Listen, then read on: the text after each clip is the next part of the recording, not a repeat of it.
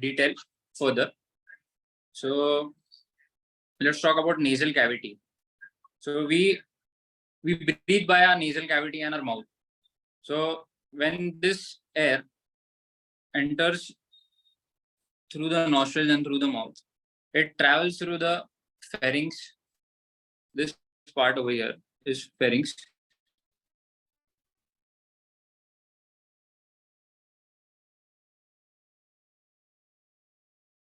Then it goes down through the larynx and comes onto lungs. So if I show you diagrammatically,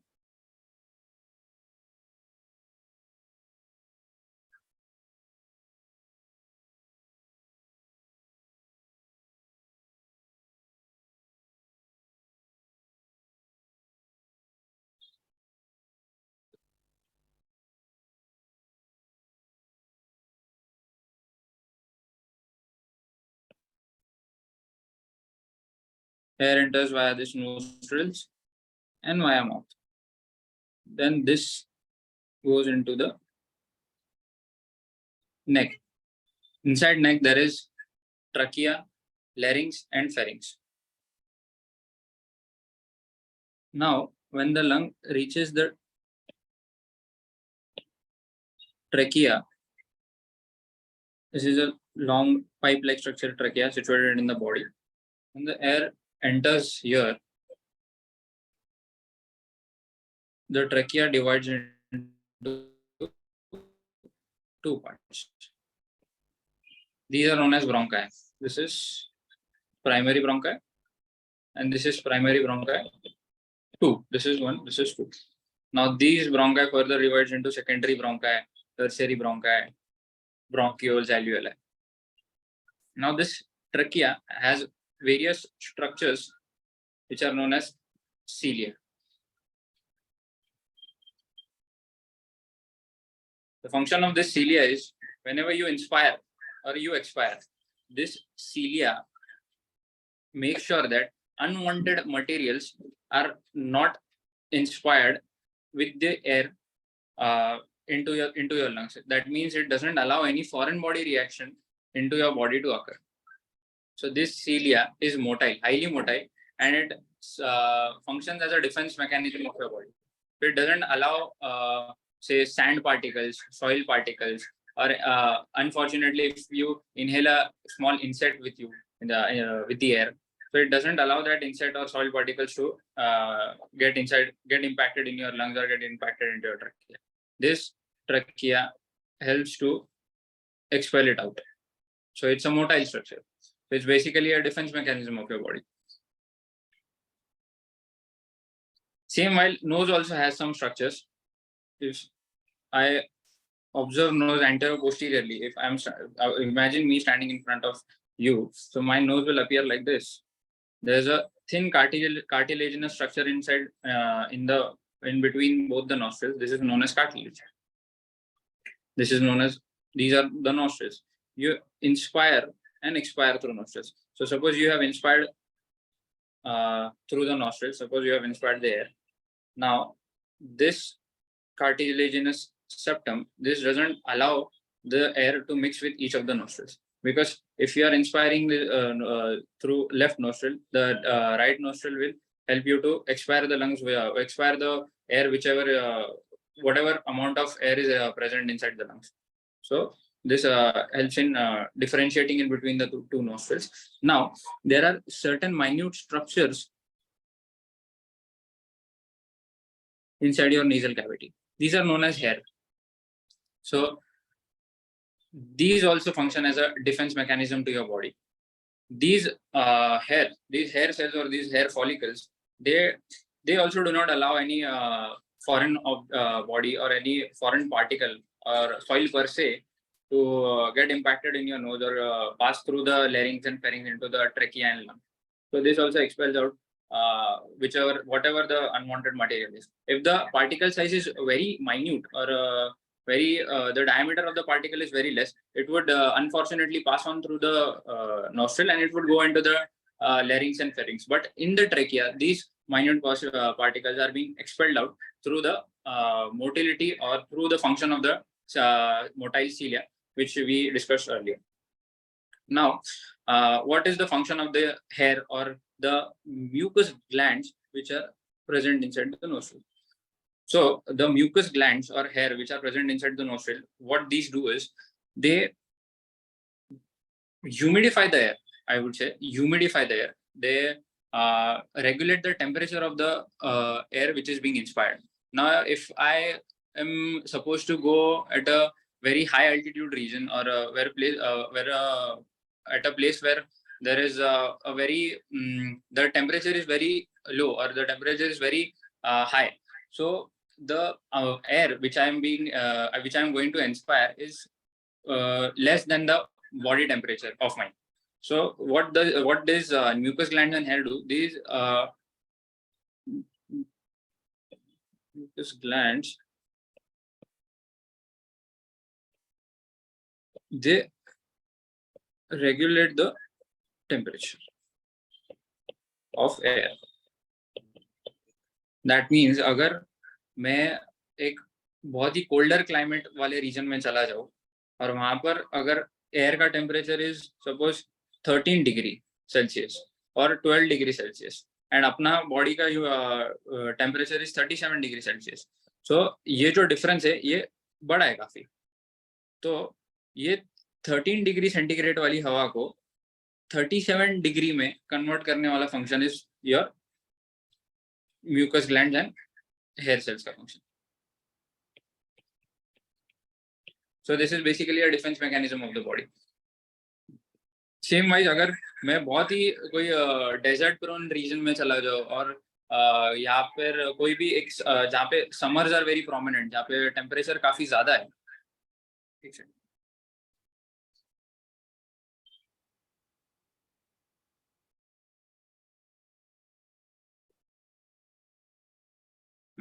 हाँ, जहाँ पर temperature काफी ज्यादा है तो वहां पर अगर एयर का टेम्परेचर इज 41 डिग्री सेंटीग्रेड तो and body temperature is 37 degree centigrade, again ये 41 डिग्री सेंटीग्रेड का air cannot go inside your body, otherwise it will cause any respiratory pathology or any blood pathology, so our body doesn't want that. So इसीलिए ये 41 degree को 37 degree में convert करता है अपना mucus gland along with hair cells. तो ये दो डिफेंस मैकेनिज्म हो गए नोज में. और एक एनाटॉमिकल मैकेनिज्म है which is the nasal septum. Now अगर किसी में कोई इंडिविजुअल में ये हेयर सेल या फिर म्यूकस ग्लैंड्स कम है तो उसको एक रेस्पिरेटरी प्रॉब्लम हो सकता है, रेस्पिरेटरी डिस्ट्रेस हो सकता है, उसको he can not breathe properly और he complained of various problems such as sneezing, repeated sneezing or not breathing properly. तो ये सब हो सकता है. तो now उसके आगे हम लोग अगर जाते हैं तो उसके बाद आता है फेरिंग्स. फेरिंग्स एक ऐसा पार्ट है, फेरिंग्स एक ऐसा पार्ट है जहाँ पर ये आपका ओरल कैविटी और ये नेजल कैविटी ओपन होता है.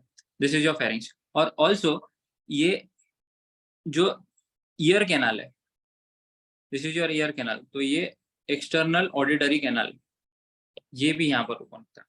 तो तीन चीजें, एक नोज नेजल कैविटी का कैनाल, एक ओरल कैविटी का कैनाल और एक ईयर का कैनाल, ये तीनों भी यहाँ पे ओपन होता है. अगर बाय एनी चांस और बाय एनी डिफॉर्मिटी फेरिंग्स में प्रॉब्लम आता है तो आपको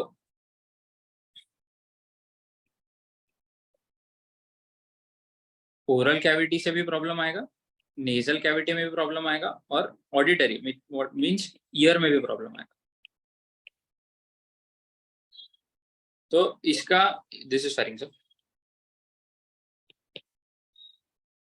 तो इससे प्रॉब्लम हो सकता है कि उसको इरिटेशन हो रहा रहेगा, उसको खांसी आ रही रहेगी, उसको एक रूटीन लैंग्वेज में बोले तो उसको इरिटेशन होता होगा या फिर इचिंग होता रहेगा कि वो बोलेगा की मला खाज येते, मला श्वास घ्यायला त्रास होतोय, मला खवतोय कशात, वो सब. अभी फेरिंग्स के बाद आता है larynx. This is larynx. Larynx is basically your sound box. हम जो भी बात करते हैं, हम जो भी बोलते हैं, हम जो भी अलग टाइप का आवाज निकालते हैं because of larynx. Larynx is a structure to more and irritation in the throat. You'll be unable to breathe. Yes. मतलब ये सब अगर symptom रहेगा तो there would be pathology into the sound box. Now, एक है ट्रकिया. ट्रकिया में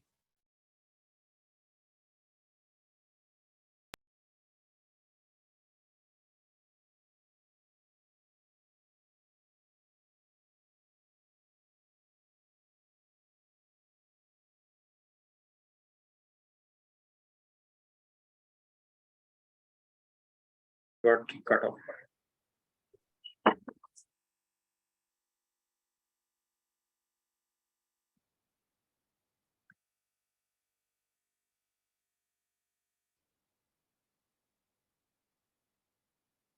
So this is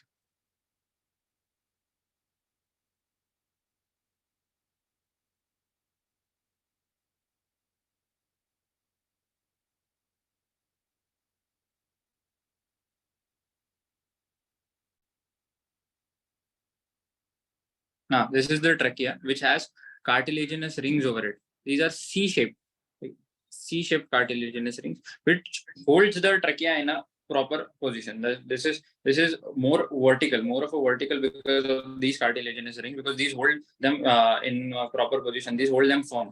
If these cartilaginous rings are not there, the trachea might collapse. There's a key statement in respiratory system that every component of the respiratory system is collapsible. Like it has the tendency to collapse. It is very elastic, but there are certain structures in the respiratory system which help these structures from getting collapsed. One of the structures is trachea. One of the structures is these cartilaginous rings over trachea. These doesn't allow the trachea to collapse. If the trachea might gets collapsed, the air which is coming inside won't be coming inside the trachea, and from there they won't be going into the lungs. So it might cause a very big respiratory failure, and the person might die then and there itself. So it's very important for these structures to be present in the body. So cartilaginous rings are very what we can say, they act very defensively and prevent the collapse of the lungs and collapse of the trachea. Then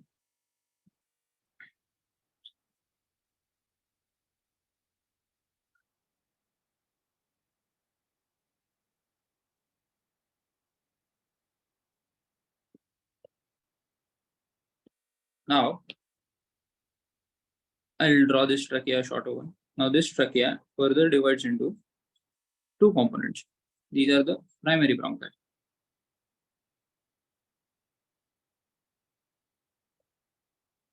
Please mind my handwriting.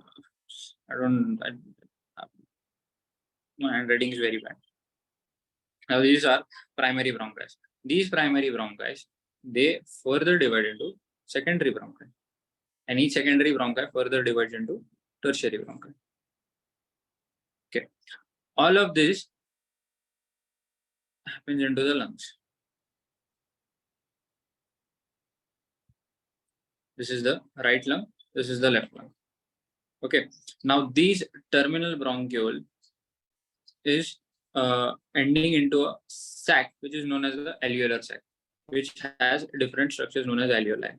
Now, these alveoli are very essential for the respiratory system to function, because from here, the oxygen which you are inspiring, this oxygen will diffuse into the blood cavities, blood vessels, sorry.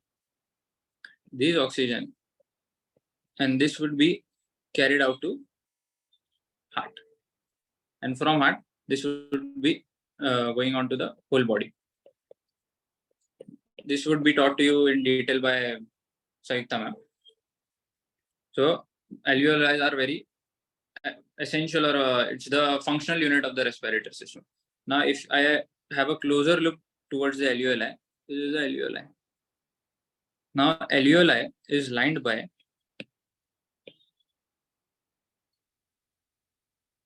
an epithelium which contains a liquid which is known as surfactant. This surfactant helps in maintaining the structure of alveoli. As I've said earlier, every component of the respiratory system is collapsible. It has a tendency to collapse. It's a normal physiological mechanism. It has a tendency to collapse. But there are a few structures in the body or in the respiratory system which helps in prevention of this collapsing tendency of the components, of the respiratory components. One of the components is surfactant. This helps in preventing the collapse of the alveoli. These alveoli are filled with air.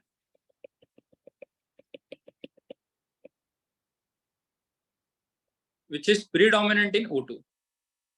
Now, oxygen is very, it's the basic need of human body, because without oxygen, the lungs, the single minute cell cannot function without oxygen. So oxygen is very important for the body.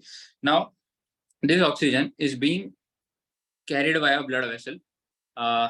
These vessels are known as pulmonary veins.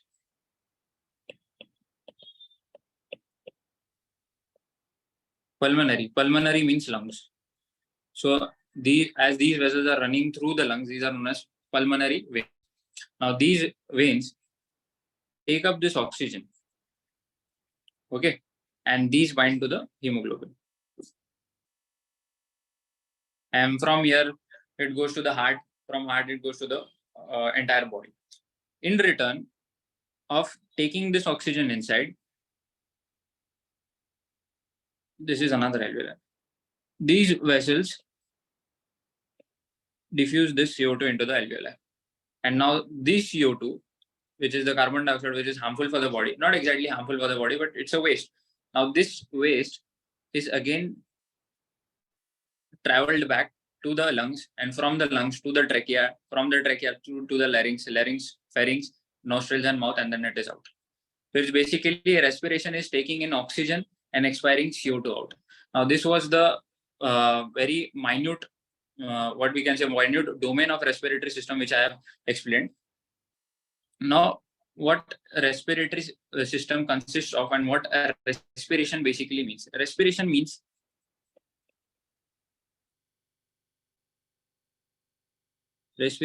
it has two components. One is inspiration, another is expiration.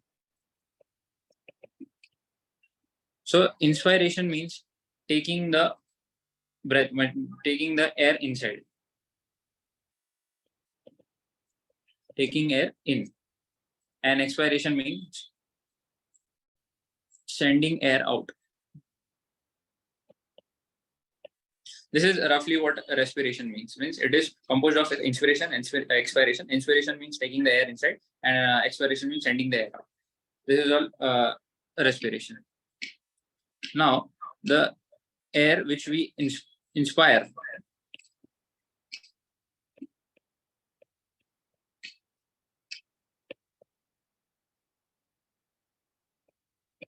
have three different types of gases. One is O2, one is nitric oxide, NO2, and one is CO2. Although we are expiring CO2 out, we are inspiring CO2 too. So the most abundant gas during inspiration that comes into our body is not CO2, not oxygen too, but it is nitric oxide. This is maximum in amount. Roughly, it is 78 to 79% of the air which you inspire. Then O2 is roughly 18 to 20%, and CO2 is 1 to 2%. Now, these same gases are expired too.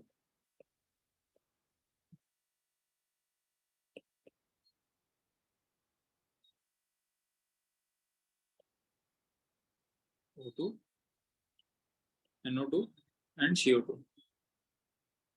O2 is also expired through the lungs. Not only CO2 is not the only gas which is expired through the lungs. O2 is also there and NO2 is also there. And nitric oxide again would be the most abundant one.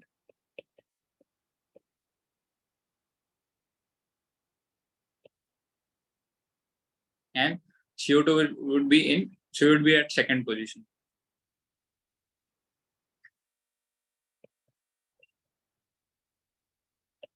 And a small quantity of let's say 0.4% to 1% of oxygen is expired out.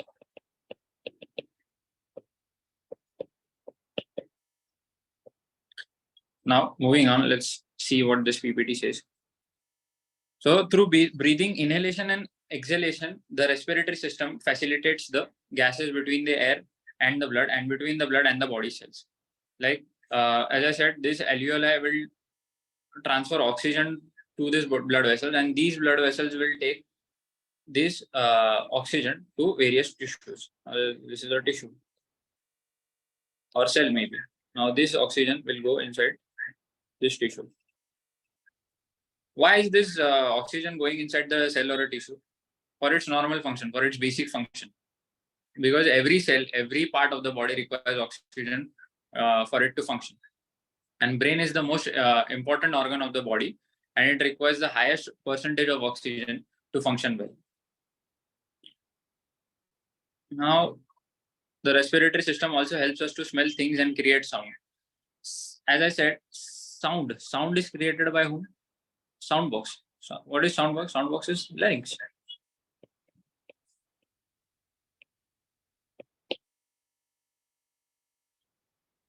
The following are the 5 key functions of the respiratory system. So the key functions of the respiratory system are: in pulmonary ventilation, air is inhaled through the nasal and oral cavities, the nose and the mouth. It moves through the pharynx, larynx, and trachea into the lungs. Then air is exhaled, flowing back through the same pathway. As we discussed earlier, inhalation and inspiration and expiration. Inspiration we take up we take up the air through the nose and the mouth. Then pharynx, larynx, trachea, and lungs. Same pathway, but in reverse direction for expiration.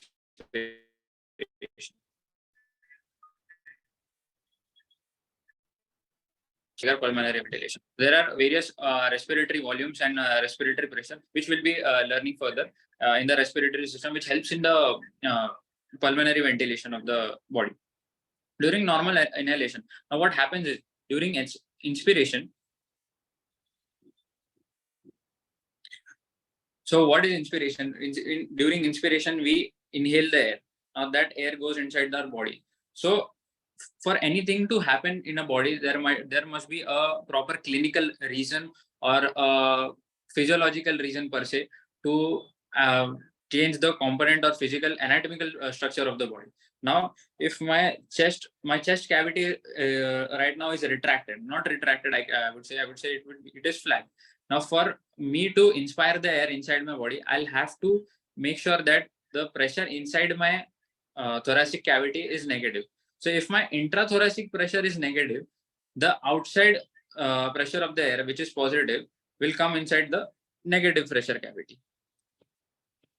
In simple terms, suppose this is the outside environment. यहाँ का oxygen pressure is very high, positive. Everywhere there is oxygen. My body is very compact. Suppose this is my chest cavity and my body is very compact. यहाँ पर जो pressure है, intrathoracic pressure है, it is very less. It is in negative. Now, if this intrathoracic pressure, if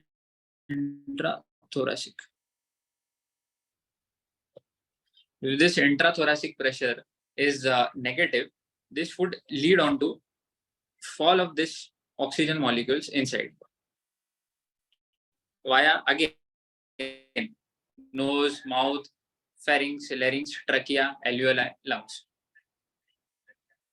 This is the normal physiological process where the from a higher concentration a particle or a fluids or gases move to a lower concentration. So this is a perfect example of that. Now, after the intrathoracic pressure is negative inside my body, the positive pressure oxygen, which is there in the atmosphere, gets accumulated in my body through the process of respiration. Now, my body reacts to it in a very beautiful or a very different manner. The respiratory system is composed of lungs and rib cage, and there is a very important component which comes into play. This is trachea, primary bronchus, lungs. This is a very important muscle for respiration to occur. This muscle is known as diaphragm. This is a curved, more or less of a C-shaped muscle, which is known as diaphragm. If the intrathoracic pressure, this is all thorax, this is thoracic cavity. If the intrathoracic pressure is negative inside, the oxygen will come through this and the diaphragm would be pushed downwards as the air is getting accumulated inside the lungs or inside the thoracic cavity. Now this diaphragm will become flatter when there is inspiration.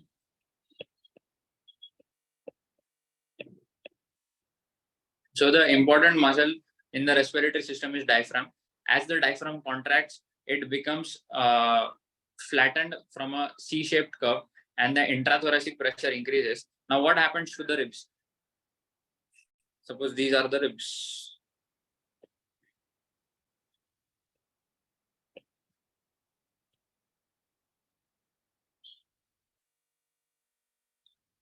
And inside this, there is your lungs. Now these ribs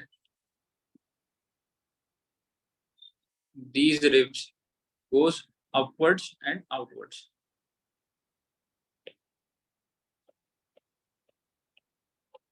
Upwards and outwards. These ribs go outwards and upwards owing to expansion of the chest. So as you can see, if you inspire, your chest expands. This is because your rib cage moves outwards and upwards, and your diaphragm, which is here, it goes downwards. This occurs during inspiration. What occurs during expiration? During expiration, entirely reverse of this occurs. Like the diaphragm has become straightened in inspiration. During expiration, this diaphragm is diaphragm is like this. During expiration, it becomes like this. It goes more upwards. It becomes more curved because we are expiring the air. We are sending the air outside. So the intrathoracic pressure becomes more negative and more negative. So this diaphragm has adequate space for it to move. That's why it goes upwards. And what happens to the rib cage? Rib cage again, it goes inwards and downwards. So this occurs during inspiration and expiration. So the primary muscle of the inspiration is diaphragm. The most primary muscle of inspiration. Now, if there is a primary muscle, there might be an accessory muscle too. So the accessory muscle are the abdominal muscles. These are for inspiration. For expiration,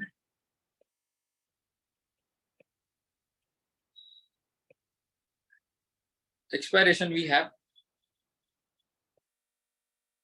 internal intercostal muscles.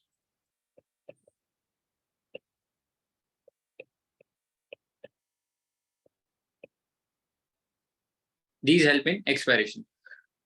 A very important point regarding a respiratory system is inspiration is an active process.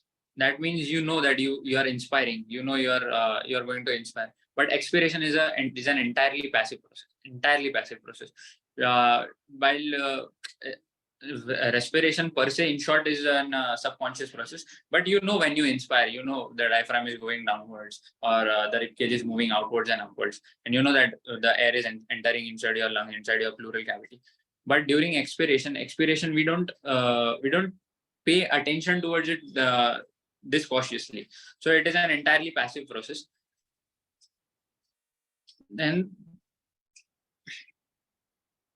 another function of the respiratory system is, in pulmonary ventilation, air is inhaled through the nasal cavity and mouth, oral cavities. It moves through the pharynx, larynx, and trachea into the lungs. Changes to the volume and air pressure in the lungs trigger pulmonary ventilation. During inhalation, diaphragm and the external intercostal costal muscles contract and the rib cage elevates. As the volume of the lungs increases, air pressure drops and air rushes in. During normal exhalation, the muscle relax, the lungs become smaller, air pressure rises, and air is expelled out. Inside lungs, oxygen is exchanged for carbon dioxide. We have read this earlier on.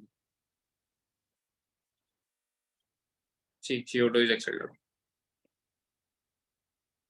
Then, oxygen from inhaled air diffuses from the alveoli into the pulmonary capillaries. This is pulmonary vein surrounding them.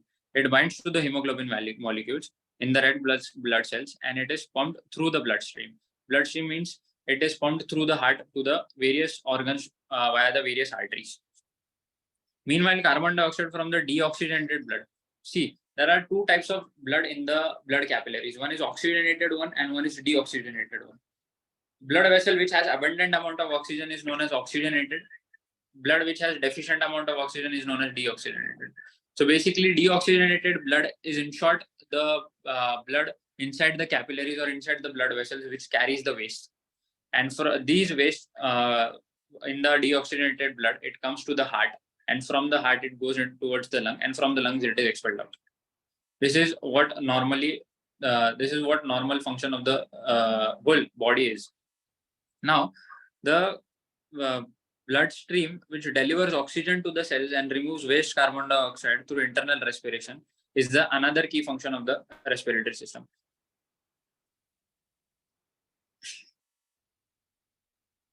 In the respiratory process, the red blood cells carry oxygen absorbed from the lungs around the body through the vasculation. When oxygenated blood reaches the narrow capillaries, the red blood cells release the oxygen into the tissues, and the tissues functions appropriately with the help of the oxygen. Oxygen is like a a fuel for the various body tissues and cells to function. If I have a bike, but I need fuel for it to function properly, so that fuel is oxygen for our tissues and for our cells and for various organs of the body.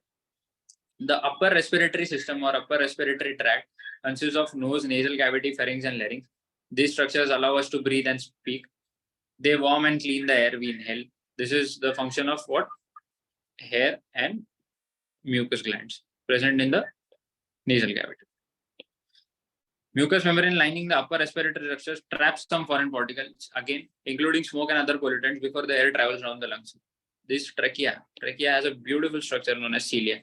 These cilia expel out the unwanted material, unwanted foreign bodies or soil particles or smoke, and doesn't allow them to further go into the body. Now, what is olfaction? Olfaction means smelling.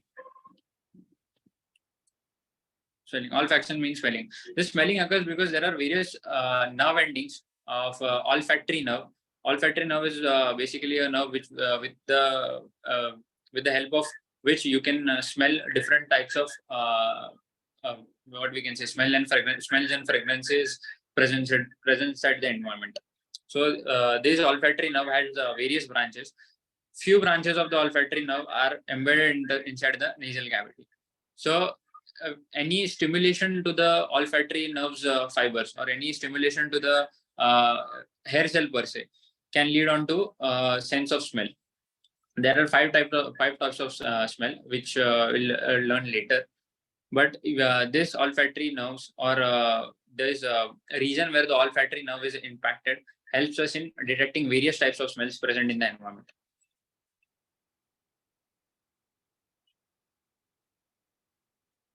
There are various sinuses too in the nose and in the face. These sinuses are very important. First one is the maxillary sinus, which is present in the maxilla of the face. This bony prominences, all of y'all. This bony prominences we have like below your eyes. This bony prominence. This is known as the maxilla. It has a cavity inside this bone. This is known as the maxillary sinus. So these maxillary sinuses contain air, and because of this air, the brain functions properly. If this was supposed to be, if this was solidified, or this had mucus in the cavity, you would have felt a severe pain over here. Then other is frontal sinus. Frontal sinus is here, above your eyes. Below your eyes there is a maxillary sinus. Above your eyes there is frontal sinus. So कई बार ऐसा होता है कि we get impacted with cold. We get cold.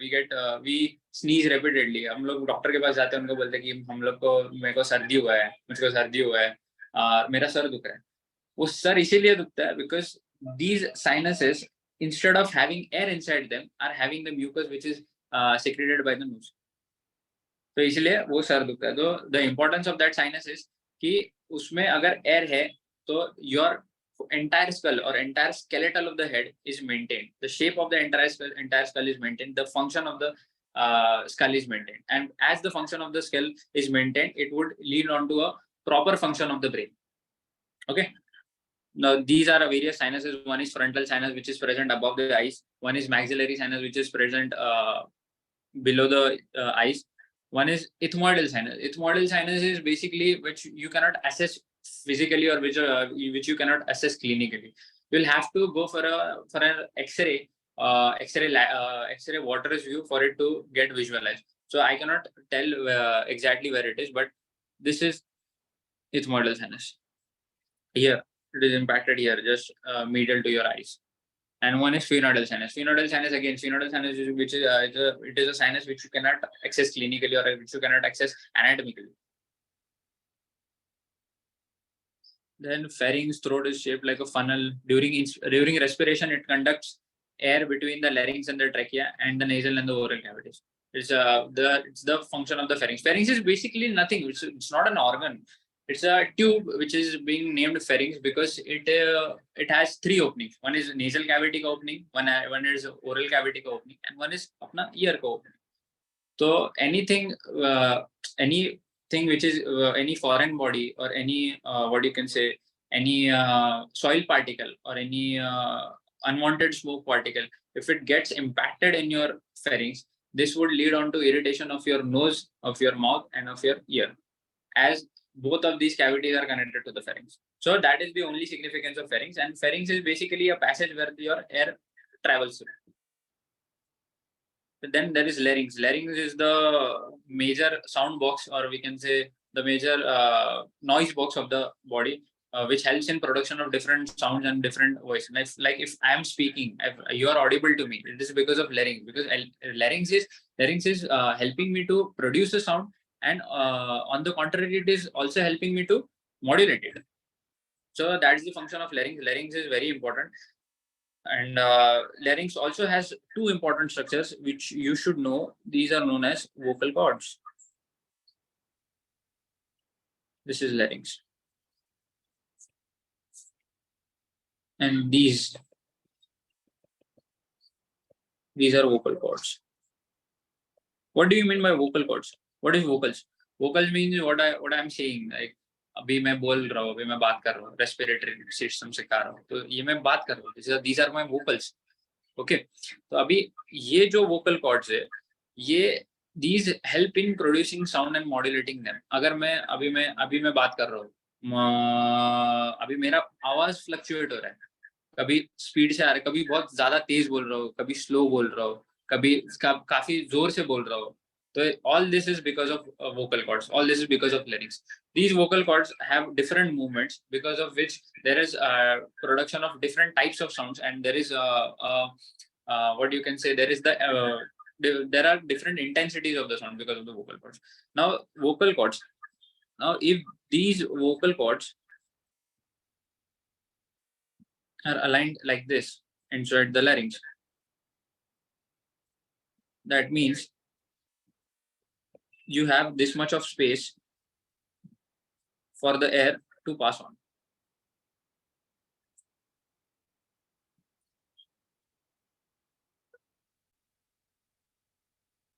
This is larynx.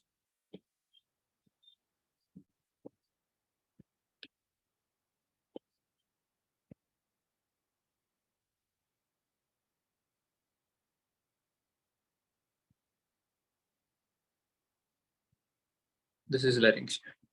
ये larynx पे ये vocal cords होते हैं इधर. This is a very minute picture. मैं बता नहीं पाऊंगा अच्छे से, पर ये vocal cords होते हैं. तो क्या होता है, जब भी आपका जो ऑक्सीजन है, वो ऑक्सीजन यहाँ से आ रहा है, बराबर. यहाँ से ऑक्सीजन आया, या फिर एयर यहाँ से आया, यहाँ पे वो फेरिंग्स में अगर कुछ अगर एयर क्लियर रहेगा तो आराम से पास होएगा.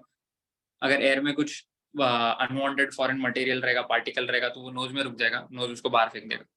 ओके.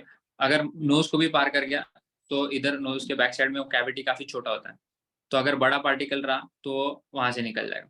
देन ये लेरिंग्स में आया. लेरिंग्स में आने के बाद क्या होता है, ये जो जगह दिख रहा है आपको, मतलब ये ऐसा वोकल कॉर्ड है,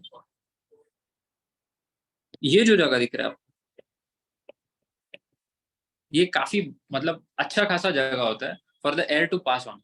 अभी यहाँ से ये एयर अंदर आ रहा है, O2, NO2 ये सब अंदर आ रहा है.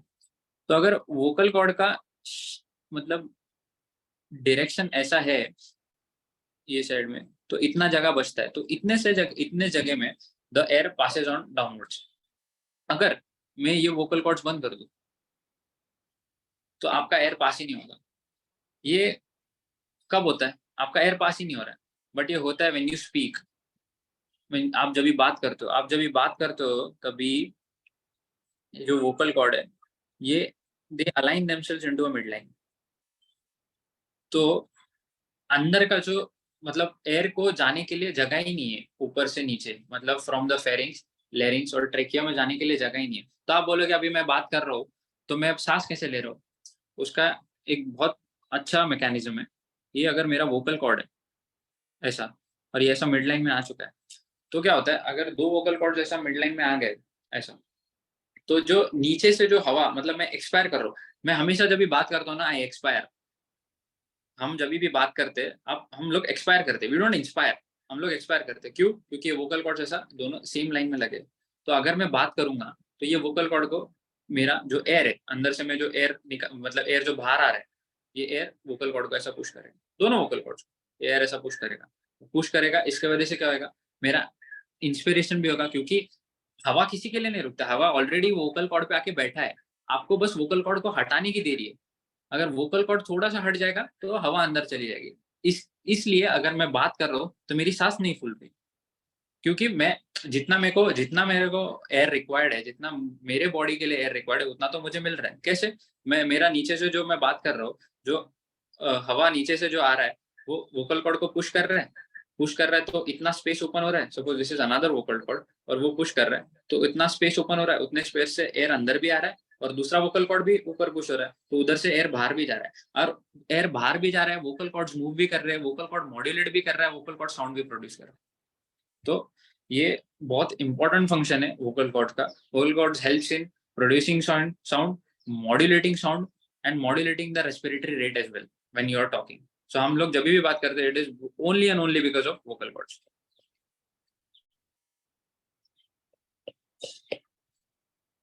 कुछ केसेस में होता है कि हम आप लोग देखते भी रहेंगे कि किसी को पैरालिसिस का, हम लोग बोलते हैं कि पैरालिसिस का अटैक आ गया, तो मोस्ट ऑफ द टाइम्स अपन ध्यान देते हैं कि हाथ ये हो गया है, पैर ये हो गया है, एक बॉडी मतलब एक साइड का जो हाफ है उसको हेमीपैरासिस बोलते हैं, हेमीप्लेजिया, हेमीपैरासिस. एक साइड का body is not functioning properly, एक साइड का बॉडी इज फंक्शनिंग प्रॉपर्ली, या फिर lower half is not functioning properly, या फिर both the limbs are not functioning properly. एक रहता है कंप्लीट पैरालिसिस, कंप्लीट पैराप्लेजिया. इसमें इंसान जीता है, but the only problem is ये जो वोकल कॉर्ड है ना आपका, वो वोकल कॉर्ड ऐसा हो जाता है.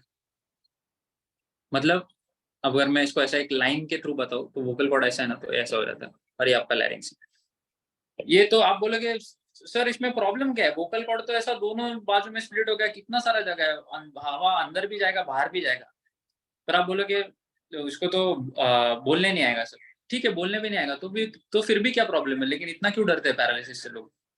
इसका रीजन ये है कि वोकल कॉर्ड आपका ऐसा हो गया, आपके पास सफिशिएंट अमाउंट ऑफ जगह तो है ऑक्सीजन जाने के लिए, आपके पास सफिशिएंट अमाउंट ऑफ जगह भी है कार्बन डाइऑक्साइड या जो भी वेस्ट मटेरियल है बाहर फेंकने के लिए, लेकिन मेजर चीज क्या होता है आपका, जो ये जो अभी मैं आपको लैटरल व्यू, अभी मेरा बॉडी में ऐसा है, अभी मैं आपको एक लैटरल व्यू देता हूँ। लैटरल व्यू मतलब आप मेरे बॉडी को ऐसा देखोगे।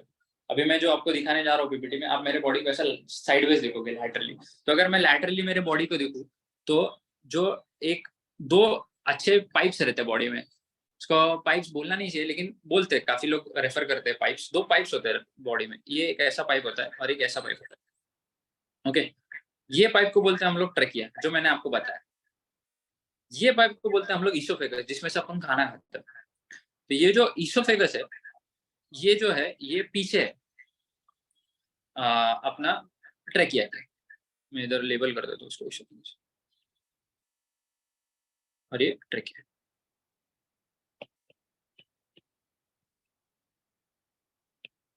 अभी हम लोग जो भी खाना खाते हैं, मतलब ये अभी सपोज ऐसा बॉडी है ना, ऐसा कैविटी, इधर से oral cavity, nasal cavity, oral cavity, ऐसा।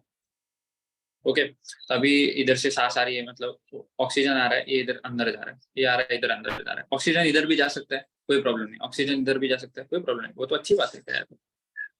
यहाँ पे भी जा सकते हैं, यहाँ पे ही जाता है, यहाँ पे भी जा सकता है। तो मेजरली वो यहाँ पे जाता है। ओके, कोई प्रॉब्लम नहीं है, ऑक्सीजन जा रहा है। लेकिन अगर आपका फूड जो होता है, ये इसको मैं अलग कलर से बनाऊंगा।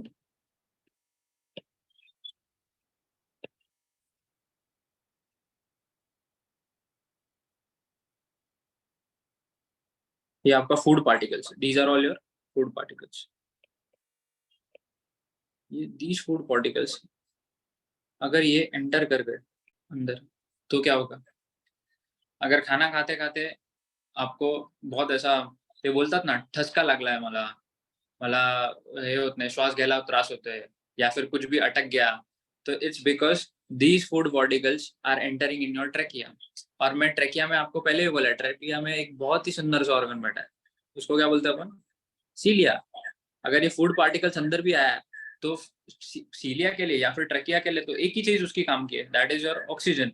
ऑक्सीजन के अलावा मतलब गैसेस, मतलब एयर, एयर के अलावा वो किसी को जगह क्यों देगा उसके अंदर आने को? कि भाई वो बोलेगा तेरा जगह पीछे है इसोफेगस में, यहाँ पे जाना, तू इधर क्यों आ रहा है? तो ये क्या करेगा सीलिया? ये सीलिया इसको बाहर निकालेगा, ये फूड पार्टिकल्स को बाहर निकालेगा। अगर मैं अभी इसको अच्छे से बनाऊं, तो ये फूड पार्टिकल्स बाहर निकलेंगे इधर से। तो अगर फूड पार्टिकल्स यहाँ से बाहर निकल रहे हैं, तो आपको खांसी कैसा लगता है? इट्स बिकॉज एक बहुत ही एसेंशियल एक कार्टिलेजिनस फ्लैप यहाँ पर प्रेजेंट रहता है, इसको बोलते हैं epiglottis. This is known as epiglottis. अगर फूड यहाँ से आया भी, तो ये ट्रकिया में इसीलिए नहीं जाता बिकॉज ये एपिग्लॉटिस, ये food particles will push on this epiglottis and this epiglottis will close, leading on to prevention of food particles from going inside the trachea and rather sending these food particles into the esophagus, which is the right canal for it to pass. Okay, इसलिए esophagus की वजह से नहीं जा पाता अंदर। Paralysis में क्या होता है, अपन पॉइंट पे आते हैं। पैरालिसिस में क्या होता है, ये जो esophagus है इसका भी पैरालिसिस हो जाता है। तो अभी ये बंद होगा क्या? नहीं। तो अभी ये जो फूड पार्टिकल्स है, इधर से बना दो, ये जो फूड पार्टिकल्स है ये अंदर चला गया, ये अंदर जाता है। अभी एपिग्लॉटिस एक बार पैरालिसिस हो गया, एपिग्लॉटिस का पैरालिसिस हो गया फिर भी चल जाएगा, लेकिन अंदर जो बैठा है, अंदर कौन बैठा है? वोकल कॉर्ड, इसका पैरालिसिस हो गया तो बहुत प्रॉब्लम है। वोकल कॉर्ड का पैरालिसिस हुआ तो वोकल कॉर्ड ऐसा हो जाएगा। ऐसा हो गया तो क्या, ये जो फूड पार्टिकल है ये तो बहुत आसानी से नीचे जा सकते हैं। और ये food particles, if these food particles successively made a successful attempt to go inside the lungs, this will lead on to a very dreadful complication known as pneumonia.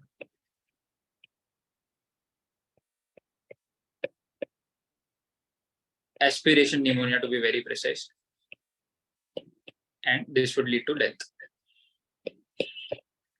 So ये सिर्फ एक स्ट्रक्चर पे डिपेंड करता है, काफी छोटा सा structure होता है बॉडी में, मतलब इतना भी नहीं रहेगा, हार्डली इतना रहेगा, बट उसका इम्पैक्ट बहुत बड़ा है अपने लाइफ में। तो दैट इज वोकल कॉर्ड। तो वोकल कॉर्ड्स के बारे में आपको जानना काफी जरूरी था। तो vocal cord basically helps in producing sound, modulating sound, helps in expiration, also अगर वोकल कॉर्ड का पैरालिसिस नहीं हुआ रहता अभी और सिर्फ एपिग्लॉटिस का हुआ रहता तो वोकल कॉर्ड उसको बंद हो जाता था और वोकल कॉर्ड उसको कफ रिफ्लेक्स के थ्रू। कफ में क्या होता है, कफ में भी सेम आपका जो वोकल कॉर्ड है मिड लाइन आ जाता है, पैरेलल आ जाता है एक जगह पे, नीचे से जो एक मतलब एयर आ रहा है वो एयर उसको ऊपर ढकेलता है, ऊपर ढकेलता है तो यू कॉफ, आप लोग खांसते हो। तो खांसना इज ऑलवेज नॉट कि खांसी लग गई मीठा खा लिया, खांसी लग रही है दही खा लिया, ये हो गया वो हो गया। कॉफ इज मतलब not always pathological, it is sometimes defensive too. वो डिफेंसिव इसीलिए है क्योंकि अगर आपका कोई भी फूड पार्टिकल रहेगा या फिर कुछ भी फिश बोन होगा, मीट बोन होगा या फिर फॉरेन बॉडी होगा, वो सबको बाहर निकालेगा। That is what your vocal cord is important for functioning. Then अभी वोकल कॉर्ड्स का एक हमने देख लिया। अभी ब्लड स्ट्रीम डिलीवर ऑक्सीजन, ठीक है ये हो गया, एक्शन हो गया। हाँ ये एपिग्लॉटिस का यहाँ पे दिया है देखो। The epiglottis is a lifesaver located on the posterior side of the larynx. The epiglottis closes like a trap door as we swallow. हम लोग swallow करते हैं, epiglottis क्या करता है, epiglottis ये नीचे गिर जाता है, तो नीचे गिरने के बाद वो ऐसा दिखता है। ये epiglottis है, ये अपना larynx. Okay. Now this action steers food down to the esophagus and away from the windpipe. Windpipe मतलब योर ट्रेकिया, ट्रेकिया से दूर लेके जाता है एपिग्लॉटिस फूड को। कहाँ पे लेके जाता है, जहाँ पे उसकी जगह है, दैट इज इसोफेगस। इसोफेगस से फिर वो स्टमक में जाएगा। When we speak, yell or sing, air coming in from the lungs and trachea vibrates the folds, producing sound. Again, phonation is what is phonation? Phonation is basically what we speak. Speaking is phonation. Phonation is creation of the sound by structure in the upper respiratory tract of the respiratory system. Voice box or larynx helps in production of the sound. When the cords are pushed together, air passing between them makes them vibrate, creating sound. Cords are pushed together if they are aligned in the same plane, if they are parallel to each other. Greater tension in the vocal cord creates more rapid vibration and higher pitch. Okay.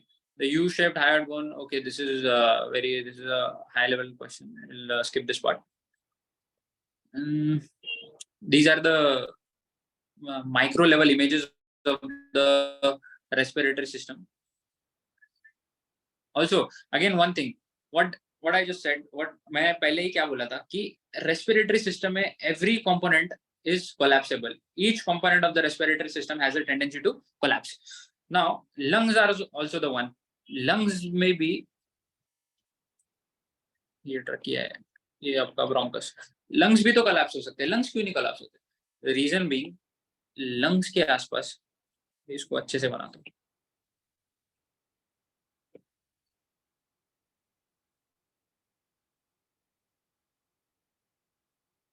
Right lung left lung. तो lungs के बाहर एक cavity होता है जिसको हम लोग बोलते हैं प्लूरल कैविटी। ये प्लूरल कैविटी ऐसा होता है, उसको भी दो पार्ट में डिवाइड किया गया। ये होता है जो अंदर वाला पार्ट होता है, जस्ट लंग्स के बाहर वाला, उसको बोलते हैं विसरल प्लूरा। विसरल प्लूरा का सिग्निफिकेंस ये है कि उसके अंदर एक प्लूरल फ्लूइड होता है,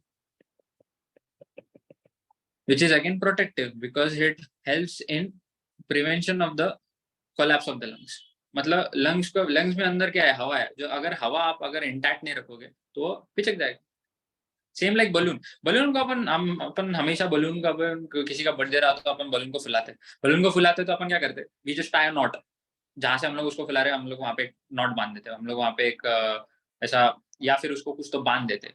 लेकिन लंग्स का ऐसा नहीं है ना। लंग्स अपना रेस्पिरेटरी सिस्टम को आप कहाँ बांधोगे तो इंसान मर जाएगा। यहाँ पे बांध दिया तो इंसान मर जाएगा, तो हम लोग बांध नहीं सकते उसको। तो इसलिए जो हवा बलून का अगर अपन बांधते नहीं है तो उसको छोड़ दिया तो उड़ जाएगा, वो कोलैप्स हो जाएगा, उसका अंदर का हवा सब बाहर आ जाएगा। लंग्स का भी सेम है, उसका भी अंदर का हवा जो है बाहर चला जाएगा। लेकिन एक लेयर होता है जिसको हम लोग विसरल प्लूरा बोलते हैं, इसके वजह से ये जो आपका again this pleural fluid has a very diagnostically important value in respiratory system. ये काफी डिफेंसिव है, काफी हद तक ये मतलब प्रोटेक्ट करता है लंग्स को और लंग्स के पैथोलॉजीज को। और एक है आपका, एक विसरल प्लूरा हो गया इसको, और एक होता है आपका पैराइटल प्लूरा। ये है पैराइटल प्लूरा। मेडिसिन में पैराइटल कोई भी रहेगा तो वो बाहर वाला, विसरल कोई भी रहेगा तो अंदर वाला। तो जो अंदर वाला है वो विसरल प्लूरा, पैराइटल मतलब बाहर वाला। पराया कर दिया, पराया मतलब बाहर वाला, तो पैराइटल प्लूरा। तो ये जो पैराइटल प्लूरा है ये आपका क्या करता है, चेस्ट वॉल को, ये जो अगर आपका चेस्ट वॉल होगा, ये साइड आपका चेस्ट वॉल होगा, तो ये चेस्ट वॉल को आपके लंग्स के साथ होल्ड करके रखेगा, मतलब एक like a glue in between the lung and the chest wall. अगर ये मेरा चेस्ट वॉल है और चेस्ट वॉल मतलब ये एक्सिल है, ये चेस्ट वॉल है, तो चेस्ट वॉल और लंग्स जुड़े कैसे, पैराइटल प्लूरा के थ्रू। और पैराइटल प्लूरा के अंदर है विसरल प्लूरा, जिसके अंदर फ्लूइड है which is defensive, which is very important defence mechanism of the body, उससे जुड़ा है आपका लंग्स। इसकी वजह से लंग्स इज नॉट कोलैप्सिंग, तो लंग्स कोलैप्स नहीं होता।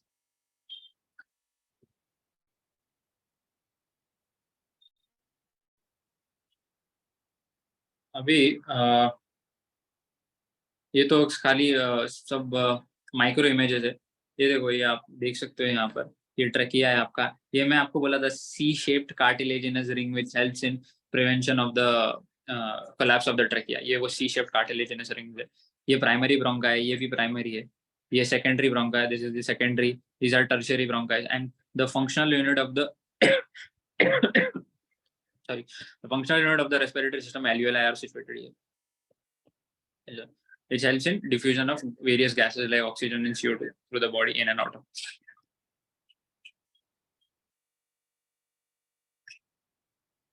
See, alveoli का यहाँ पर पूरा description दिया है, which we had already learned. Now,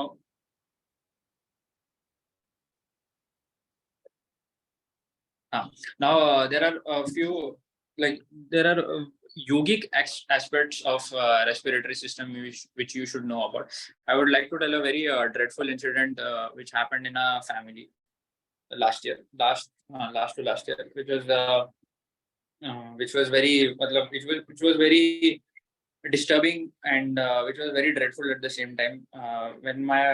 In which my dad's best friend, Divakar uncle, वो वॉक के लिए जाते थे। ही वाज नियरली ओबीस थे वो, थोड़ा ऐसा, मतलब थोड़ा सा उनका वेट ज्यादा था, ही वाज ओवरवेट। तो used to go for walk, मतलब वो मतलब he used to ask me कि what should I do and all. तो हम लोग ने, मतलब वो तो हमारे फैमिली है ना, तो हमारे फैमिली जैसे, तो हम लोग उनको बताते थे कि आप ऐसा डाइटरी पैटर्न्स आप फॉलो करो, you follow various dietary patterns, also you go for exercise and do exercise for 40 to 45 minutes per day. और नॉट इफ एक्सरसाइज आपको नहीं जम रहा रहेगा तो go for a walk. So he used to go for a walk every day 6 p.m. he used to go, and he used to come back home at 7. So a very well-known multi-speciality hospital from our region. I'm from Aurangabad. So in Aurangabad, there's a very big hospital, multi-speciality hospital known as Sigma Hospital. तो वो Sigma Hospital का खुद का ground है, and the ground is nearly 100 meters from the main hospital का gate, like nearly 100 meters. And this Divakar uncle, he was walking as usual.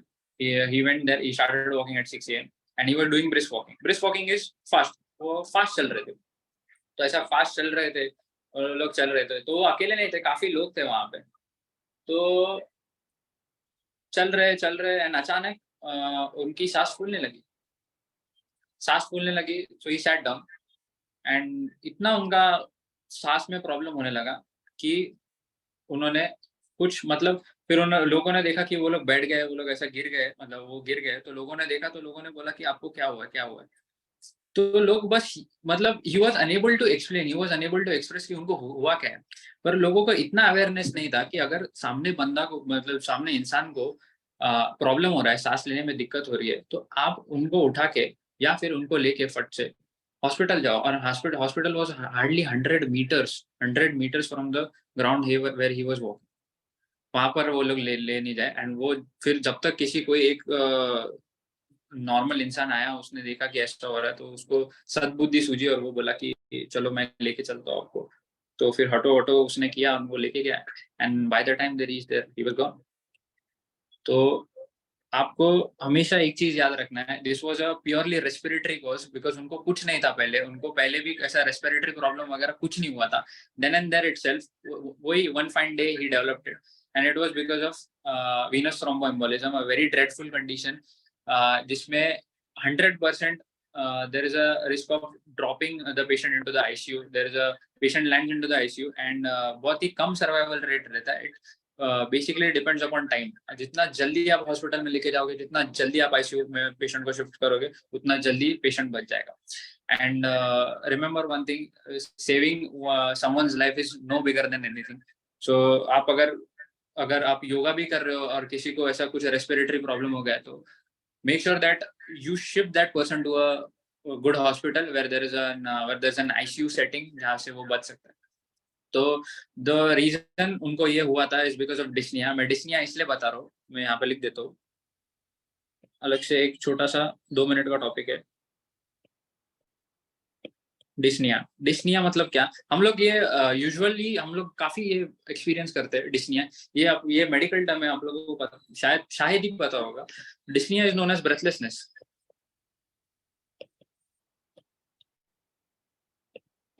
Breathlessness मतलब सांस नहीं आ रहा है, सांस फूल रहा है। अभी सांस फूल रहा है मतलब सांस नहीं आ रहा है, सांस नहीं ले पा रहा हूँ।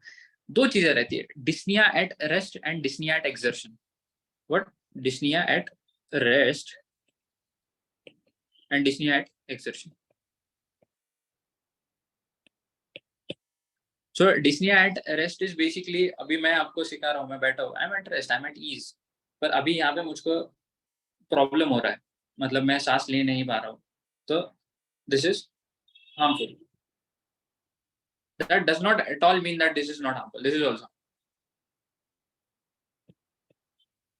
Dyspnea is uneventful, unconscious awareness, conscious awareness of one's breathing patterns or one's breathing rates is known as dyspnea. Dyspnea मतलब आपको सांस लेने को नहीं आ रहा है। अभी वो सांस लेने का नहीं आ रहा, तो उसमें काफी कॉजेज हो सकते हैं। कुछ कॉज हो सकता है यहाँ पे नोज में। अभी रेस्पिरेशन अपना कहाँ से चालू होता है? एक तो मुंह से चालू होता है, एक नोज से चालू होता है। दोनों से हवा अंदर जा रहा है। तो अगर मुंह में कुछ प्रॉब्लम रहेगा, या फिर अभी सपोज टॉन्सिल, बच्चों को काफी प्रॉब्लम होता है कि बोलते हैं कि टॉन्सिल उसका एनलार्ज हो गया है, टॉन्सिल बढ़ गया है, उसको टॉन्सिल का प्रॉब्लम है। तो ये टॉन्सिल का प्रॉब्लम है टॉन्सिलाइटिस। टॉन्सिलाइटिस इज टॉन्सिल बड़ा हो गया है। टॉन्सिल बड़ा हो गया तो क्या हो रहा है? जगह ही नहीं है एयर को अंदर जाने को। तो अगर एयर को अंदर जाने को, तो एयर अंदर कैसे जाएगा? लंग्स में नहीं पहुंचेगा। लंग्स में पहुंचेगा नहीं तो बॉडी क्या करेगा? Hyper ventilate. हाइपर वेंटिलेट मतलब क्या? जोर जोर से सांस अंदर लेगा, जोर से सांस बाहर छोड़ेगा, अंदर लेगा बाहर छोड़ेगा, अंदर लेगा। This is hyper ventilation. And ventilation मतलब क्या? सांस अंदर आ रहा है, बाहर जा रहा है, सांस अंदर जा रहा है। ये एक रिदमिक फैशन पे, रेगुलर इंटरवल पे अगर ये चल रहा रहेगा, तो this is ventilation normal. Hyper ventilation मतलब ये फास्ट हो गया। फास्ट हो गया मतलब कुछ तो प्रॉब्लम है, एंड वो कुछ तो प्रॉब्लम इज डिस्निया। डिस्निया मतलब ब्रेथलेसनेस। क्या हो सकता है? पैथोलॉजी कुछ भी हो सकता है। तो ये जो डिस्निया है, this should be managed very fast, very quickly, because time is everything. Time is everything over here. Time is gold, platinum diamond, everything. So आपको कभी भी ऐसा कुछ दिखे कि डिस्निया अगर किसी को हो रहा है, या फिर ब्रेथलेसनेस किसी को है, तो it is always due to venous thromboembolism unless proven otherwise. Venous thromboembolism मैं आपको बता लिख देता हूँ यहाँ पे, वीनस थ्रोम्बो एम्बोलिज्म। आपको ये जानना मतलब जरूरी है, ऐसा नहीं है। वीनस एम्बोलिज्म मतलब आपको इसको शॉर्ट फॉर्म में वीटी बोलते हैं। वीटी एक काफी ज्यादा ड्रेडफुल कंडीशन है रेस्पिरेटरी सिस्टम का। ये कभी भी कहीं भी हो सकता है। ये सोते वक्त हो सकता है, ये खेलते वक्त हो सकता है, ये आपको बाहर जाते वक्त हो सकता है, शॉपिंग मॉल में हो सकता है, मूवी थिएटर्स में हो सकता है, योगा करते वक्त हो सकता है। ये काफी इंपॉर्टेंट है ये। और इसका ऐसा है कि it doesn't depend upon any history और एनी रिस्क फैक्टर। इसका कुछ रिस्क फैक्टर नहीं है। मतलब हम लोग बोलते हैं ना कि अरे यार वो इंसान तो मोटा है तो उसको डायबिटीज का रिस्क रहेगा, वो इंसान मोटा है तो उसको हाइपरटेंशन, बीपी का रिस्क रहेगा। इसमें ऐसा कोई रिस्क फैक्टर नहीं है। आप कुछ नहीं बोल सकते ये मोटे से मोटे इंसान को हो सकता है, ये बच्चे को हो सकता है, ये बूढ़े को हो सकता है, ये पतले से पतले इंसान को हो सकता है, ये किसी को भी हो सकता है। And the only symptom which is more prominent, जो दिख के आता है इसमें, is is dyspnea. That is why it is very important. Dyspnea अगर आपको डिस्निया मिल रहा है with normal clinical findings and normal ECG and all, ये तो सब हॉस्पिटल का है डिस्निया। लेकिन आपको कोई भी अगर डिस्निया में मिल रहा रहेगा, इज ड्यू, तो हमको हमेशा याद रखना है it is due to VT unless proven otherwise. And VT is a very dreadful condition जहाँ पे इंसान का मौत इज 100%। अगर टाइमली इंटरवेंशन नहीं किया तो 100% इज गोना डाई, अगर टाइम अपने वक्त पे उसको नहीं पहुंचाया हॉस्पिटल में। So this is this was the whole point of teaching venous thromboembolism and dyspnea, because as you all do yoga and all, तो वहाँ पे भी किसी को कुछ ना कुछ प्रॉब्लम हो सकता है। तो आपको ये ध्यान रखना है कि अगर ब्रेथलेसनेस, किसी का सांस फूल रहा है, मेरे बाजू में कोई बैठ के योगा कर रहा है, सामने कर रहा है, पीछे कर रहा है, या फिर कहीं भी आप कहीं पे भी जा रहे हो और किसी का सांस फूल रहा है फॉर ड्यू टू अनरीजन, मतलब ड्यू टू अनयूजुअल रीजन, और आपको पता नहीं है, उसको अननोन रीजन उसको पता नहीं, उसको बोलने भी नहीं आ रहा है, तो देन एंड देयर उधर टाइम वेस्ट नहीं कर रहे हैं, उधर से पेशेंट को लेना है, एम्बुलेंस भी नहीं बुलाना है, खुद का ही पर्सनल गाड़ी में पेशेंट को बैठाना और नियरेस्ट हॉस्पिटल में जाके पेशेंट को शिफ्ट करना है। ये बहुत इंपॉर्टेंट था। तो this was dyspnea venous thromboembolism. एक और यहाँ पे लोग गलती करते हैं, लोग क्या करते हैं, लोग they try to give CPR, कि उन लोग को लगता है कि हम लोग सीपीआर दे देंगे। तो one is CPR. What is CPR? CPR is cardiopulmonary resuscitation. Resuscitation मतलब क्या? रिससाइटेशन मींस अगर मेरा बॉडी रेस्ट पे चला गया, रेस्ट पे चला गया मतलब क्या? मेरा बॉडी मतलब फंक्शन ही नहीं कर रहा है। अभी रिससाइटेशन मतलब जो फंक्शन नहीं कर रहा है वो मेरा बॉडी, उसको मैं वापस फंक्शन में लाऊंगा। ये मैं कैसे लाऊंगा? This is because of cardiopulmonary resuscitation. Cardio मतलब हार्ट एंड पल्मोनरी मतलब लंग्स। तो इन दोनों का फंक्शन एक सिंक्रनी में चलता है। अभी आपने देखा ब्लड ऑक्सीजन आया, ऑक्सीजन से ब्लड वेसल में ब्लड गया, ब्लड से हार्ट में गया, हार्ट में बॉडी, हार्ट से बॉडी में गया। तो this is how your heart and your lungs are linked with each other. तो अभी मेरे को रिससाइटेशन करना है, तो इन दोनों का करना है। व्हाई? बिकॉज मेरा जो ऑक्सीजन है वो मैं लंग से दे रहा हूँ। किसको दे रहा हूँ? ब्लड को। ब्लड किसको दे रहा है? हार्ट को। हार्ट किसको दे रहा है? सारे ऑर्गन्स को। तो अगर मेरे बॉडी के सारी ऑर्गन्स को ऑक्सीजन की जरूरत है या फिर ब्लड की जरूरत है, तो मेरा मेन कंपोनेंट कौन सा होना चाहिए? Pulmonary, which is lungs. तो मैं पल्मोनरी को ये करूंगा। अच्छा ठीक है, मैंने पल्मोनरी को मैं स्टिमुलेट करूंगा। अच्छा ठीक है, मैं पल्मोनरी को स्टिमुलेट भी कर दिया, लेकिन what about my cardiac component? मेरे को मेरा जो ऑक्सीजन है या फिर मेरे जो यूजफुल गैसेस है, मेरा जो ब्लड है, मेरे को दूसरे ऑर्गन्स को भी तो पहुंचाना है। मेरे को लेग्स में भी पहुंचाना है, थाइज में पहुंचाना है, मेरे को ब्रेन में पहुंचाना है। आप बोलोगे लेग्स में, अभी क्या लेग्स थोड़ी इंपॉर्टेंट रहेगा, but let me tell you, ये जो वीनस थ्रोम्बोएम्बोलिज्म है ना, ये आपका लेग्स से भी स्टार्ट होता है कभी कभी। तो ऐसा हम लोग बॉडी के कोई भी मतलब कोई भी ऑर्गन को या फिर कोई भी component of the body, you can not ignore it. आपको सबको इक्वली ट्रीट करना पड़ेगा बॉडी में। तो एक हो गया पल्मोनरी और एक हो गया कार्डियक। अभी मैं लोग क्या करते हैं, अभी डिस्निया हुआ तो उसको सीपीआर देते हैं। द ओनली इंडिकेशन, इंडिकेशन मतलब आपको सीपीआर परफॉर्म करना है, मतलब कार्डियक पल्मोनरी रिससाइटेशन आपको परफॉर्म करना है। तो ओनली इंडिकेशन इज अगर पर्सन इज डेड। अगर आपके सामने एक इंसान मतलब जस्ट उसने उसका, वो बोलता है ना, उसने उसका दम तोड़ दिया। दम तोड़ दिया मतलब क्या? आपको सबसे पहले क्या करना है सीपीआर देने के लिए? सीपीआर आप कभी जिंदा इंसान को नहीं देते। जिंदा इंसान को कभी भी सीपीआर नहीं देता, इंसान मर जाएगा। आपको पहले देखना है कि इंसान डेड है या लिविंग है। डेड है या लिविंग है आप कैसे चेक करोगे? सब लोग को पता है, सब लोग ने नाम सुना रहेगा पल्स। पल्स सबको पता है कि अरे उसका पल्स देखो कैसा है, उसका नस देखो कैसा है। तो पल्स इज बेसिकली, आप लोग क्या करते हैं हॉस्पिटल सेटिंग में जाते हैं, डॉक्टर क्या बोलता है, आपका हाथ दो, मेरे को पल्स देखना है। तो पल्स मतलब क्या है?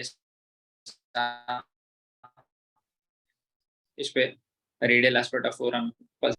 तो ये पल्स, पल्स मतलब आपको शूट, मतलब आपको फील हो रहा रहेगा पल्स मतलब जिंदा है। लेकिन ये पल्स कुछ काम का नहीं होता इधर, मतलब होता है, लेकिन ये जो पल्स होता है इधर नेक पे, इसको बोलते हैं इंटरनल कैरोटिड पल्स। ये ब्रेन का होता है। तो अगर ये देखने गए, अगर मैं इस पल्स को देखूं और मेरे को पल्स नहीं मिल रहा है, मतलब कंप्लीट जीरो रिएक्शन है मेरे हाथ पे, मेरे को कुछ फील ही नहीं हो रहा है, that means the person is dead. तो यहाँ पे मैं परफॉर्म कर सकता हूँ सीपीआर। अभी सीपीआर में और एक चीज है, सिर्फ पल्स पे हम लोग नहीं दे सकते। आपको क्या करना है, पेशेंट को चिमटी भी काटना है, पेशेंट को पल्स भी देखना है, पेशेंट का आंख भी देखना है क्या है, पेशेंट का रेस्पिरेटरी भी देखना है। तो ये सब आपको देख के होना चाहिए सिर्फ 3 सेकंड में। Within 3 seconds, less than 3 seconds, you should check all of this. मतलब लाइट रिफ्लेक्स, उसका चिमटी काटने का, पल्स रिफ्लेक्स, ये सब आपको 3 सेकंड में देखना है। 3 सेकंड में देखने के बाद सीपीआर में आपको क्या करना होता है कि पेशेंट को पहले लिटाना होता है, फिर उसका जो रेस्पिरेटरी पैसेज, अभी आपको कार्डियो पल्मोनरी रिससाइटेशन करना है। पल्मोनरी मतलब क्या? एयर के लिए। एयर के लिए आपको क्या चाहिए? आपको जो मुंह और जो नाक है वो खुला चाहिए। तो फिर उसको ऐसे जगह पे उसको आपको सुलाना है, आपको ऐसे जगह पे लिटाना है जहाँ पे उसको इजीली, उसका जो माउथ है वो इजीली ओपन रहे, और इजीली ओपन रहे ताकि उसका जो जो बाहर की जो एयर है वो इजीली उसके अंदर जाए। तो एनवायरमेंट भी आपके साथ काफी अच्छे से कोऑर्डिनेट करता है अगर आप एनवायरमेंट को यूज करो फॉर दिस। तो वो सब होने के बाद आपको नोज भी प्रॉपरली, नेजल कैविटी को भी देखना है कि कुछ ऑब्स्ट्रक्शन नहीं है। आपको अगर ओरल कैविटी में एक फिंगर पे एक क्लॉथ लगा के ओरल कैविटी में हाथ डालना है मुंह में और देखना है कुछ फंसा है या नहीं। वो फंसा रहेगा तो वो निकालना है। फिर 2 सेकंड में पहले तो सब ये सब सेट कर लिया आपने। फिर एक हाथ ऐसा, दूसरा हाथ ऐसा, दोनों स्ट्रेट। और सीपीआर आपने मूवीज में भी देखा होगा, जो आप चेस्ट को कंप्रेस करते हैं ना इधर रख के, वो चेस्ट को वैसा आपको कंप्रेस करना है। वैसा आप लोग अगर आप कंप्रेस करते हो, वो कंप्रेशन का भी एक रेट होता है।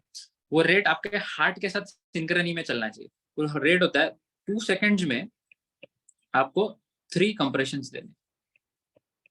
2 सेकंड्स में आपको 3 कंप्रेशन देने। अच्छा, 3 कंप्रेशन के बाद क्या करना है? 3 कंप्रेशन के बाद एक आधे सेकंड का पॉज लेना है। वो आधे सेकंड में आपको खुद के माउथ से उसके माउथ में ब्रीथ करना है, उसमें हवा देना है। This is for pulmonary. ये हो गया पल्मोनरी। और जो आप हाथ से कंप्रेस कर रहे थे that was for heart. This was cardio pulmonary resuscitation. ये आपको टोटल 1 मिनट तक करना है जब तक पेशेंट को होश नहीं आता है। और अगर 1 मिनट के बाद भी आपका मतलब 1 या फिर 2 मिनट तक आप नहीं सक्सेसफुल नहीं रहे, तो फिर आपको एम्बुलेंस बुला के पेशेंट को ये कर देना है। But most of the times अगर ये सब होता है तो the patient responds amazingly well to your CPR. अगर आपका प्रोवाइडेड आपका सीपीआर मतलब आप लोग ने अच्छा परफॉर्म किया हो और सारे जो प्री रिक्विजिट्स है वो सारे ध्यान में रखे हो। हमेशा याद रखना, contraindication to CPR is living being. एक जिंदा इंसान को आप सीपीआर कभी नहीं दोगे। जिंदा इंसान को सीपीआर दोगे अगर उसको डिस्निया रहेगा तो वो मर जाएगा। सो any pulselessness, any absence to light reflex, any absence to stimulus, any unresponsive to any stimulus is an indication to CPR unless proven otherwise. And any dyspnea with normal clinical findings is venous thromboembolism unless proven otherwise. तो इसमें patient को ICU में shift करना है, यहाँ पर आप CPR दो। सो ये हो गया आपका clinical aspects. Physiological and anatomical भी आपका हो गया। अभी योगा में I think the time is up. आपको मतलब आपको आगे सीखना है। I can continue? Yes, sir, you can continue. So, okay okay, thank you. तो अभी जो योगिक एस्पेक्ट्स है, the how is yoga connected to respiratory system. तो yoga is basically yoga and respiratory system goes in मतलब works in coordination. They go in synchrony. एक second ना, आपको बताता हूँ।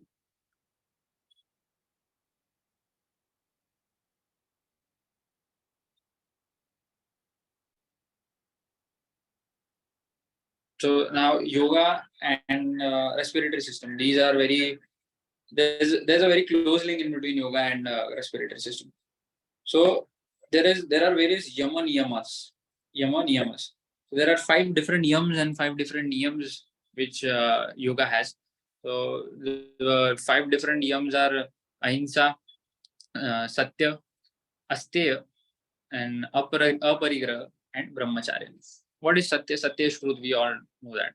What is asteya? Asteya is basically not not robbing or not stealing or not having a wrong desire. I'm not saying कि you are not supposed to have any desire in life, but the wrong desire कि मुझे ये चाहिए, मुझे वो चाहिए, मुझे उसके जैसा चाहिए. The act of jealousy, the component of jealousy, this should not come into the play when you are practicing yoga and stuff. Then one is ahimsa. Ahimsa is we all know that what is ahimsa. Ahimsa is non-violence. Violent nahi rehna hai. And there is aparigraha and brahmacharya. Brahmacharya, we know what is brahmacharya. Then there is niyamas. What are niyam? There are also 5 niyams, like 5 yams. One is sauch. Sauch is cleanliness. You should be practicing cleanliness around you, with you, and with others also. Then one is tapa. Tapa means discipline. अब हम लोग बोलते हैं ना, उसने तप किया, उसने 5 साल तप किया, उसने 2 साल तप किया, तब जाके उसको वो सक्सेस मिला है, तब जाके he has achieved something in life. That is tapa. Tapa is discipline, perseverance, to be very precise, is tapa. Then one is santosh. Santosh is basically satisfaction. Like whatever you are doing, be satisfied with it. कि हाँ ठीक है, चलो मैंने आज ये पढ़ा, मैंने आज कुछ मैंने नया सीखा, मैंने आज कल वो किया था, मैंने ये किया है, आज मेरे पास ये है. You should be satisfied. उतना काफी है. That is Santosh. One is swadhyaya. Swadhyaya means owing to self. What you can say, that means you owe something to yourself. That is swadhyaya. Then other is Ishwar pranidharan. Ishwar pranidharan. Ishwar pranidha means you have faith in someone. You have faith in God, like whichever God it might be, Ram, Krishna, Jesus, Allah, anyone. But you should think of this. You should have faith in someone while doing all of that. So these are 5 yams and niyamas while performing yoga. And various asanas are also there, which works in synchrony with your respiratory system while you do yogas and all. And yogas like asanas like Parvatasan, Matsyasan, then Majrasan, then Chakrasan. These are all different types of asanas which helps you to coordinate the respiratory system with your yoga practices in a very beautiful manner. So as I told you that inspiration is an active process and expiration is a passive process. Expiration is a passive process. So, but we can control our expiration as well by doing various types of yoga practices and various types of yoga exercises. This will be taught to you in a very detailed way by Sayukta ma'am, as she is very systematic and all in this manner. As you can see, I don't even have a very good handwriting as well. Hardly you can able to read what I have written. So this would be taught to you by her. And thank you very much for your patience listening and staying with me. And Thank you, sir. So people would, my classmates would have some questions to ask, yeah. sir. So they can. Yeah, surely you can ask. So can you just remove the screen share so that we can see who all is interested, and I can then accordingly take.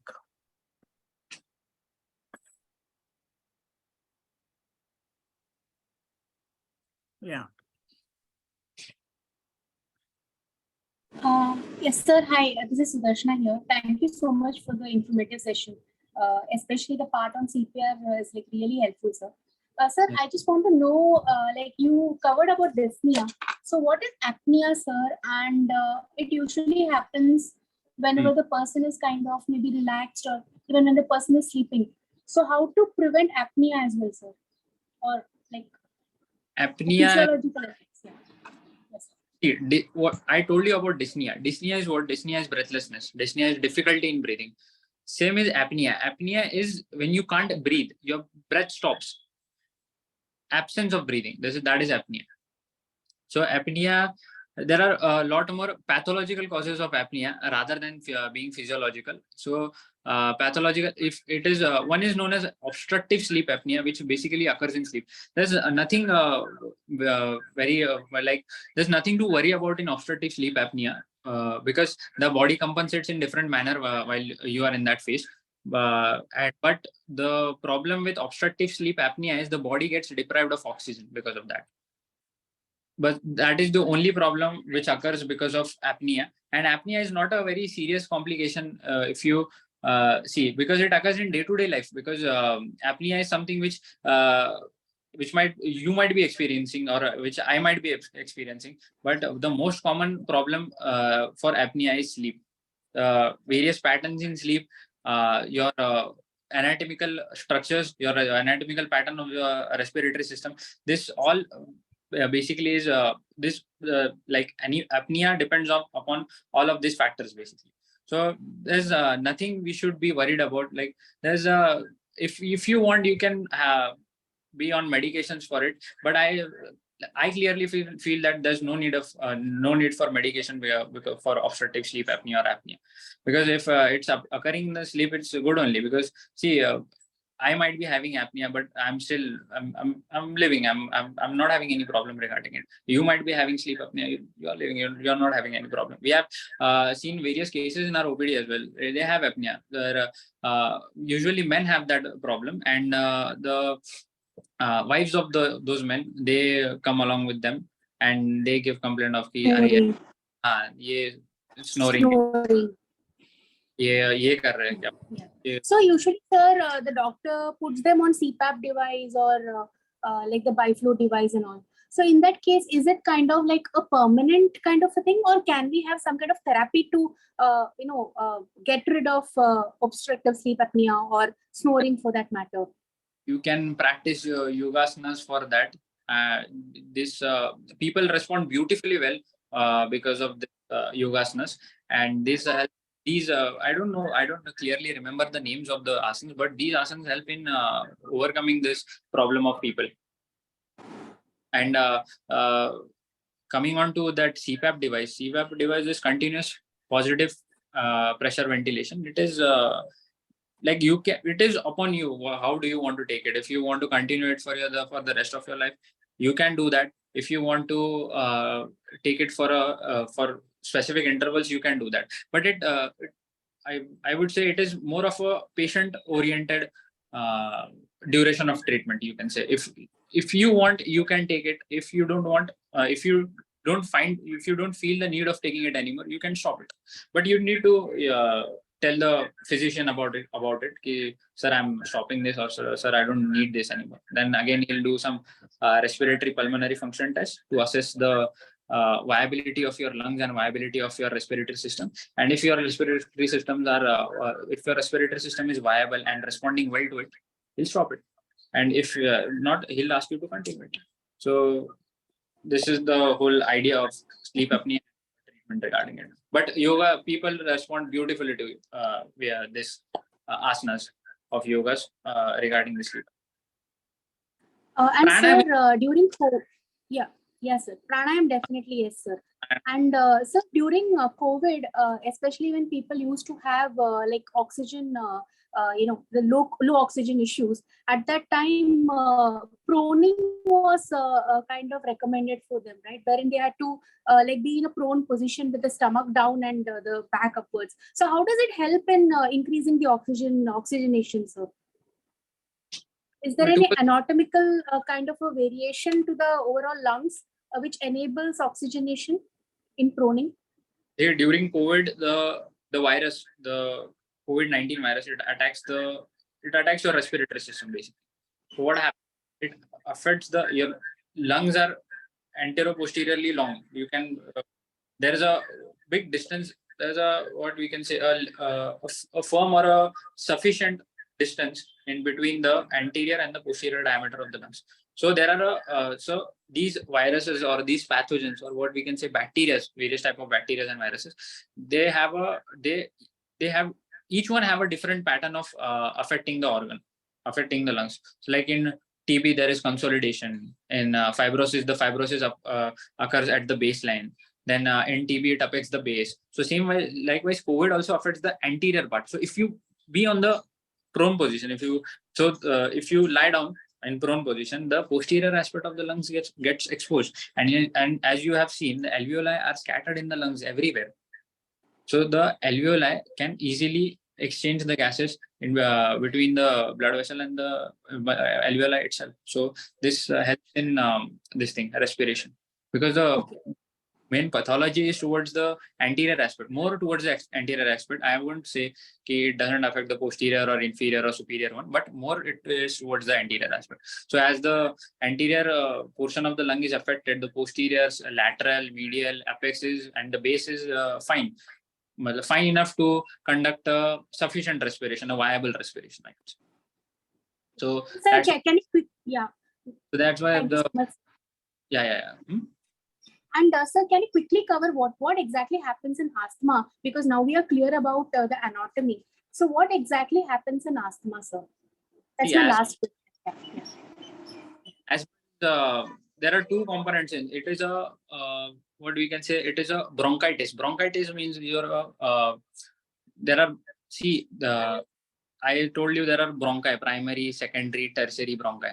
Okay, so asthma is something which is asthma is a disease which is reversible, and there's a alongside there are people who get affected with COPD as well. That is chronic obstructive pulmonary disorder. That is irreversible. Irreversible means that won't be healing the way it was normal. Like वो पहले जैसा ठीक नहीं हो सकता. लेकिन asthma में people उनका जो लंग कैविटी है, उनके जो एल्वियोला है, वो प्रॉपरली फंक्शन कर सकते हैं. They are reversible. मतलब अगर एक पॉइंट ऑफ लेवल तक मेरा अगर डैमेज हो गया एल्वियोला है, तो मैं वापस उसको नॉर्मल लेवल तक ला सकता हूँ. That is ESMA. एंड अगर मेरा एल्वियोलर डैमेज है और मैं उसको वापस उस लेवल तक नहीं ला सकता या फिर उसको हील भी नहीं कर सकता, that is COPD. So there are two different diseases, asthma and COPD. In asthma there is bronchospasm. What is bronchospasm? Like your primary, secondary, tertiary. These are your three types of bronchi. These bronchi go into spasm. What is spasm? Spasming contractions, vigorous contractions. So as there is contraction of the bronchus, the lumen of the bronchus, primary, secondary, and tertiary, it constricts. Like suppose this big is the lumen of the bronchi. It gets this much. So now this much of space is compromised. So this level of space is compromised. So there's not enough space for the air to travel to your lungs. So this leads to a very peculiar symptom in asthma, that is wheezing. You can see patient wheezes. So that you can from that symptom, that peculiar symptom, you can spot out that this is asthma. So asthma is basically reversible bronchospasm of the bronchi, which you can heal, which you can treat by giving bronchodilators, then corticosteroids. Earlier we used to give salbutamol. You must have heard it. Salbutamol. there's एक रोटा healer आता था पहले, अभी भी आता है वो. हाँ, वो पंप बोलते हैं, मेरा पंप दो, अस्थमा का पंप दो. उसमें अर्लियर, अभी आपने बात किया तो आपको एक मॉडिफिकेशन बताता हूँ. Earlier they used to tell कि वो एक पंप ले लो, वो अस्थमा का, वो मेरा पंप दे दो, मैं उससे ये ले लूंगी. तो earlier doctors used to prescribe salbutamol. एक सैल्ब्यूटामॉल ब्रोंकोडायलेटर होता है. अभी आपका प्रॉब्लम ब्रोंकोस्पाज्म है. स्पाज्म मतलब क्या, वो कंस्ट्रिक्ट हो गया. अब मैं ब्रोंकोडायलेटर दूंगा, वो भी इनहेलेशनल, तो क्या करेगा, वो बढ़ जाएगा उसका डायमीटर. ये हम लोग पहले देते थे 2015, काफी न्यूएस्ट गाइडलाइन है. 2018 तक हम लोग ये देते थे salbutamol. Now we have shifted that drug to corticosteroids. अभी हम लोग सैल्ब्यूटामॉल ब्रोंकोडायलेटर नहीं देते, हम लोग कॉर्टिकोस्टेरॉइड्स देते. corticosteroids because people respond beautifully well to corticosteroids. and salbutamol में एक प्रॉब्लम हो रहा था. मतलब ऐसे सी नेचर में ना कुछ भी ऐसा कुछ होता नहीं है without, nothing happens without a reason. There's something, there should be a reason for things to happen in the environment, in your surrounding. So there was a reason why they shifted this salbutamol to corticosteroids. because salbutamol के साथ क्या होता था, salbutamol was salbutamol had a risk of developing reflex attacks of asthma, reflex bronchospasm. ठीक है. एक हर drug का एक मतलब हर जो दवाई होता है, हर जो ड्रग होता है, हर drug has its own duration of action, a limited duration of action. तो salbutamol का ऐसा था. ही salbutamol used to function amazingly well. मतलब उसको कोई मतलब ऐसा ये नहीं है, कंपटीशन नहीं, उसका जो फंक्शन है वो ये करने में, ये मतलब it used to function amazingly well. The only problem was after its duration of action was completed, it was owing to a risk of reflex bronchospasm. उसके वजह से जो एस्मा था वो एक कुछ टाइम तक नहीं था, फिर वो ड्रग थोड़ा सा एक स्टॉप किया, नहीं लिया, तो वापस उसको वो अटैक आ रहा था लोगों को. तो उसके वजह से 2018 में आई गेस वो WHO ने वो गाइडलाइंस चेंज कर दिया. And Harrison, the gold standard text book of medicine, उन्होंने भी उसको सैल्ब्यूटामॉल को हटा के इनहेलेशनल कॉर्टिकोस्टेरॉइड्स डाले ड्रग में. और अभी nowadays people are even prescribing that salbutamol. और अभी शायद मेडिकल में भी मिलना बंद हो गया वो अस्थमा के पंप के नाम से. उन्होंने वो कम्प्लीटली चेंज कर दिया, उसमें इनहेलेशनल कॉर्टिकोस्टेरॉइड्स डाले. एंड अभी लोग बोलते हैं कि स्टेरॉइड्स लेने का क्या फायदा, फिर भी लोगों को काफी अवेयरनेस नहीं है ये चीज के बारे में. लोग काफी बोलते हैं कि you are prescribing steroids to small children and old age people. It has nothing to do with your systemic circulation and your systemic part. It is entirely inhalational. आप inhalational steroids ले सकते हो, उसका कुछ साइड इफेक्ट नहीं.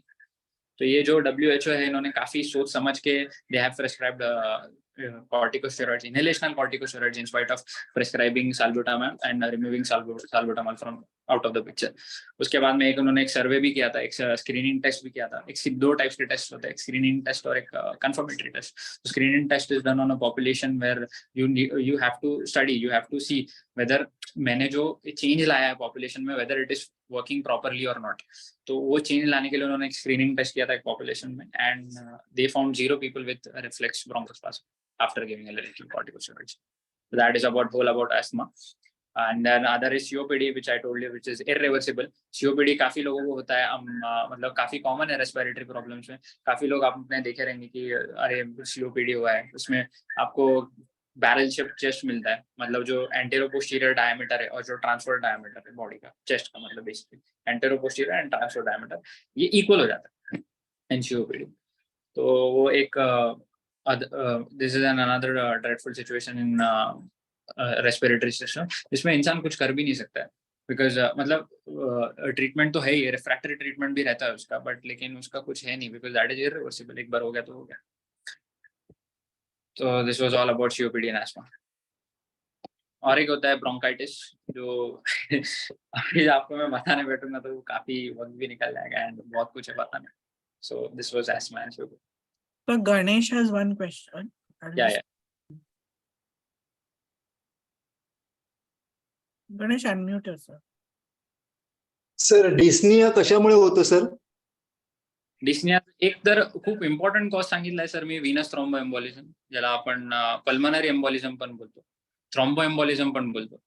तर हे एक म्हणजे हा जो कॉज आहे व्हीनस थ्रोम्बो एम्बोलिझमचा, तो अनलेस प्रूव्हन अदरवाइज म्हणजे काय सर, म्हणजे जर तुम्ही आता एक डिस्नियाचा पेशंट तुमच्याकडे आलाय, त्याला श्वास घ्यायला प्रॉब्लेम होतो, तर मी काय करणार, मी ऍज अ फिजिशियन सगळ्यात आधी मी त्याचा चेस्ट एक्सरे काढणार, त्याचं क्लिनिकल एक्झामिनेशन करणार, एक हार्डली अर्ध्या मिनिटात चेस्ट एक्सरे काढणार, तो पण लवकर निघेल, ECG काढणार. जर सगळं नॉर्मल असेल तर हे व्हीनस थ्रोम्बो एम्बोलिझम मुळे असेल आणि मी त्या पेशंटला आयसीयूला शिफ्ट करणार. हा एक खूप मोठा कॉज आहे त्याचा. दुसरा कॉज आहे हार्ट अटॅक. हार्ट अटॅक मध्ये आपण बोलतो मला अटॅक, एक मी जात होतो एका माणसाला तिकडे अटॅक आला, आमच्या घरात कोणाला अटॅक आला, इकडे त्यांना अटॅक आला. तर जो अटॅक असतो heart attack, it is basically म्हणजे ते जे असतं ते मायोकार्डियल इन्फेक्शन असतं सर.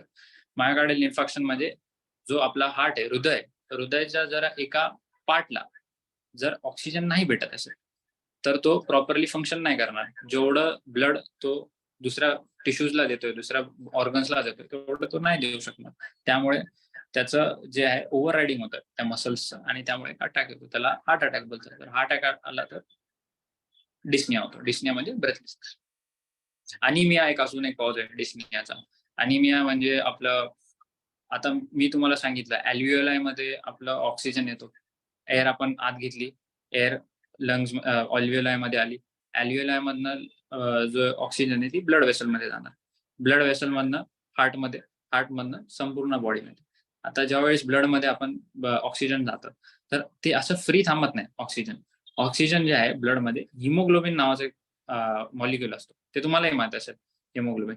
तर त्या हिमोग्लोबिनला ते बाइंड करतो, जो ऑक्सिजन आहे तो ज्यावेळी तो बाइंड करतो, ते ऑक्सिजन हिमोग्लोबिन सोबत हार्टमधनं पूर्ण बॉडीमध्ये. आता सपोज माझ्या हाताला ऑक्सिजनची गरज आहे, माझ्या हातामध्ये ऑक्सिजनची गरज आहे, हार्टमधनं माझं ब्लड इथे आलं, मग ते ऑक्सिजन काय करणार, हिमोग्लोबिन काय करणार, हिमोग्लोबिन त्या ऑक्सिजनला माझ्या हातात सोडणार आणि हातामध्ये जे काही वेस्ट असेल, आता सपोज CO2, तर त्या CO2 ला हिमोग्लोबिन स्वतःसोबत जोडून घेणार आणि मग तिकडनं वेन बनून ते हिमोग्लोबिन कार्बन डायऑक्साईड सोबत माझ्या लंग्स मध्ये येणार, म्हणजे हार्टमध्ये जाणार, आधी हार्टमधनं लंग्समध्ये जाणार, लंग्समध्ये त्या अल्व्हिओलायला ते CO2 देणार, CO2 अल्व्हिओलाई मधनं ट्रॅकियामधनं बाहेर, नाकातनं तोंडातनं बाहेर असं.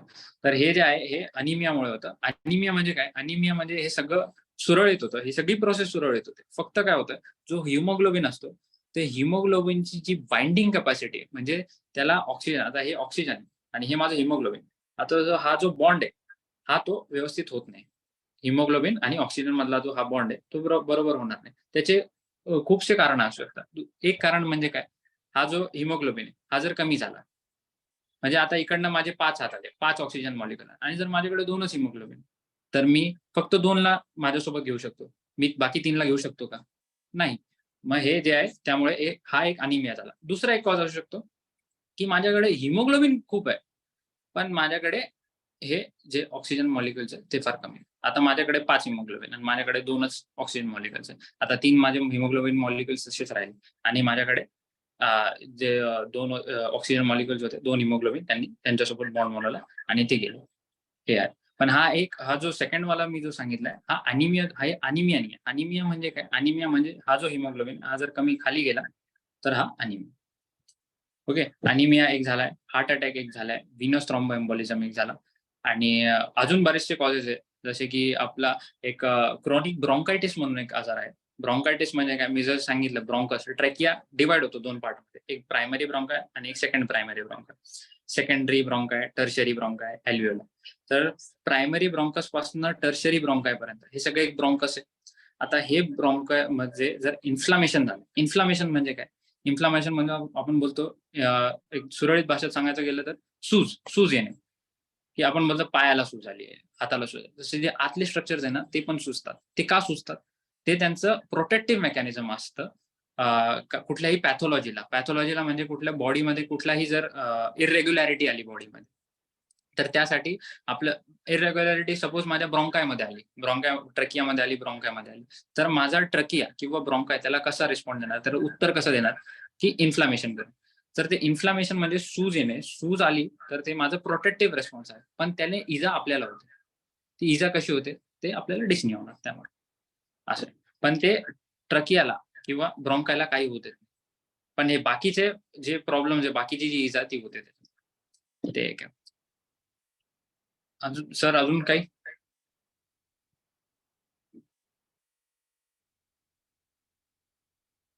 सर आपण एक्सपिरेशन करतो तेव्हा CO2 किती आउट होतो? CO2 कार्बन डायऑक्साईड किती बाहेर जातो? कार्बन डायऑक्साईड सर मी जसं सांगितलं, जर आपण इन्स्पायरेशन केलं तर 3 गॅसेस आत, बरोबर. एक ऑक्सिजन, एक NO2 ज्याला आपण नायट्रिक ऑक्साईड बोलतो आणि एक CO2 पण आत येते. तर जर नायट्रिक ऑक्साईडचा जो प्रमाण आहे तो इन्स्पिरेशन आणि एक्सपिरेशन मध्ये दोघांमध्ये सर्वात जास्त आहे. आणि इन्स्पिरेशन मध्ये ऑक्सिजन जास्त आत येतं, म्हणजे 18 ते 20% ऑक्सिजन आत येणार, 78 ते 80% नायट्रिक ऑक्साईड आत येणार आणि एखादा 2% CO2 आत येणार. पण एक्सपायर ज्यावेळी आपण करतो ना त्यावेळी जो रेशिओ आहे ना तो CO2चा जास्त होतो. CO2 जास्त बाहेर पडतं, ऑक्सिजन पण बाहेर पडतं आणि NO2 पण बाहेर पडतं. पण नायट्रिक ऑक्साईड मी जसं सांगितलं एक्सपिरेशन आणि इन्स्पायरेशन म्हणजे श्वास आत घेणे आणि बाहेर घेणे दोघांमध्ये पण NO2चं प्रमाण जास्त असतो. बाहेर पण जास्त जाणार, आत पण जास्त येणार.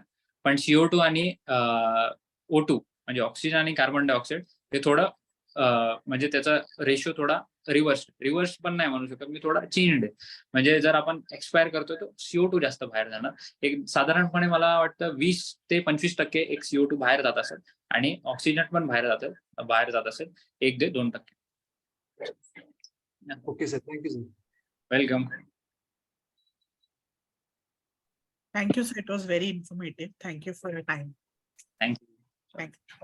I'll end this meeting now.